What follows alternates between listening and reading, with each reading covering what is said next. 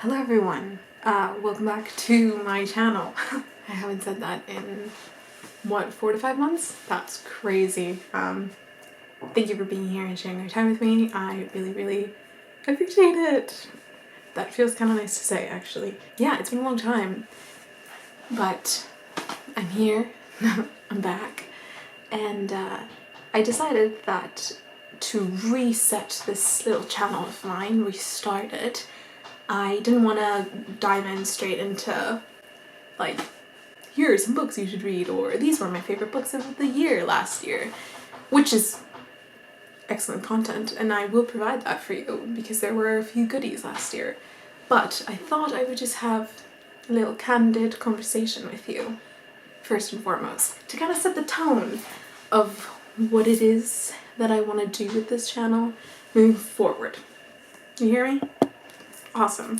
Oh, also, it's been so long that I feel the need to reintroduce myself, or my annotation video continues to get a ton of views even though I haven't posted in forever. So if you're new here, hi, nice to meet you. I'm Ale, short for Alejandra. Thanks for being here.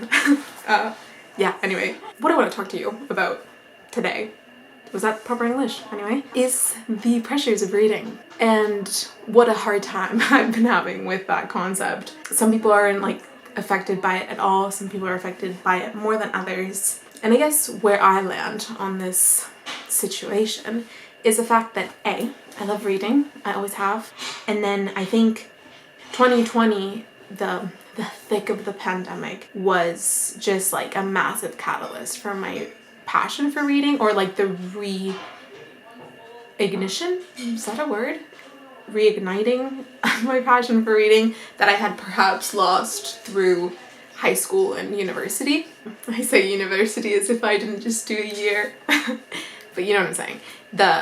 When you're so focused in academic readings, you kind of lose that zest for leisure reading. So, sorry, I'm feeling a bit goofy because I forget how to do this and how to take myself seriously at the same time. So with that being said, 2020, I was reading just like this ridiculous amount, and sometimes I think I forget to realize that in 2020, I very rarely left my home. It was one of those things that if I knew it was another week of being stuck at home, it was like, okay, today's Monday, how are we gonna spice this Monday up?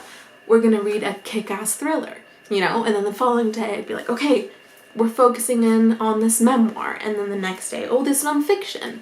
And it was something that I was desperately grabbing onto in order to survive a very dark period of time. And then fast forward to 2021, needless to say, the pandemic isn't over, but I definitely had to relearn how to read while not being isolated to that extent anymore.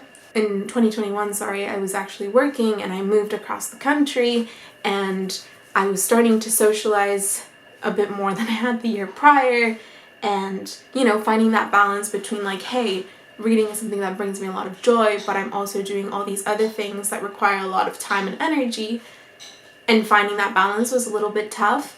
And then I started dating someone, which is a whole other freaking conversation, but that was like a really big thing as well, because if I had a day off and him and I were gonna go do something, I didn't want to just like sit in bed and read all day, which is probably what I would have done if I didn't have plans with like my new boyfriend. You know what I'm saying? Yeah, I think there's just so many circumstances that are involved into a person's reading ability. I mean, some people can read copious amounts no matter what they're going through, but I picking up on pen down, like, I think I just need to release that pressure that I've set on myself to read the same amount every single year or top that amount, because in 2020 I read like 90 books, I think, and then last year I was super bummed out that I didn't surpass the amount that I read in 2020, although I still read, I think the total was like 52 or 53 books. That's a book a week. Like, that is ludicrous. You know what I mean? Like, my smart brain knows that that's an incredible amount of books to read, but also no one needs to be reading 52 books if they don't want to, or if they don't want to or don't have the time to. Yeah. And then I've been having this qualm with I work at a bookstore, which is a lovely, lovely thing, but I'm surrounded by bookworms, like bookworms. And every day someone will come in, like one of my coworkers will be reading a new book. I have this one specific coworker, her name's Cleo. Bless her beautiful soul, but the speed at which she reads. My girl read like, I don't want to like guess a lower amount than she actually read, but she read something absolutely like redonkulous, like 200 plus books, like, pardon me. And then there was like this poll at work, like, how many books did you read this year? And I was spiraling. I did not like the poll because I think, okay, this is another like train of thought. When New Year's comes, there is this communal, like you can feel it. It's like a societal pressure to like qualify and quantify everything that we've achieved in a year, as if that really even mattered. So then I found myself in the situation where I was like, oh my god, it's 2022 in 2 days. Did I read enough? Like, let me try and like read a book a day until the end of the year because I didn't do enough. Although what is enough? Like, that shouldn't even be a concept that I'm concerned about when it comes to consuming any form of literature. And also different forms of literature require different amounts of time. So that's another thing that's to be factored into reading copious amounts of books. You know what I'm saying? I just hope that whether someone reads 1 book a year, or 12 books a year, or 52 books a year, or 100 books a year, or goddamn 355 books a year, you're just having a nice time, you know? Because really, at the end of the day, that's all that matters. If you read 1 book and it freaking rocked your world and now you think about it all the time, you win. You absolutely win. You win. If you don't like reading, which, why would you be watching this? But if you don't like reading and perhaps you consumed a film that just was a beautiful piece of art, done deal. That's all that matters. That's all that matters. Because at the end, like, you know what I mean? Like, at the end of the day, literature is also a form of art. So, you know, one of the other things that keeps me alive is music. And sometimes I'm like, hey, I don't want to read because I want to listen to music and analyze the lyrics. And then that's what I do. Essentially, this whole video is just about me telling you that whatever you read and however much you read is fantastic. And I'm proud of you. And you're a badass for reading or not reading. Yeah. I don't know if this is a good idea to start my channel again with this video. I feel like this is a little bit boring, but I want to set the tone. I want to set the tone because it's important. It's important because it's been weighing heavily on me. And I found myself like thinking I had like shed that skin before entering 2022.